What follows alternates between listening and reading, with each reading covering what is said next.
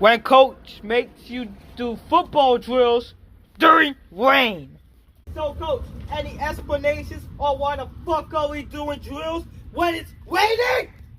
Because I write you. Now get your ass on the field and don't argue with me, Quantavious, or you're caught! Coach, it is cold rain and the temperature is 1 degree! How you expect me to survive in this? How? Oh, you better watch who the fuck you talking to, otherwise I'm gonna throw hands and beat your ass. Don't test me. Ugh. Actually the temperature is 71 degrees. Okay, now I gotta beat your ass. No, wait. Ah!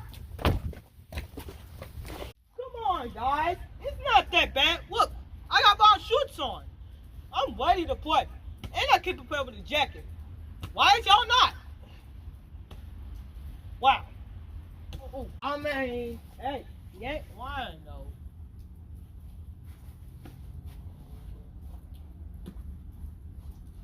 Oh, got it. 3 hours later. Whew, I think we're done with practice today. What a very great day. I hate rainy football drills.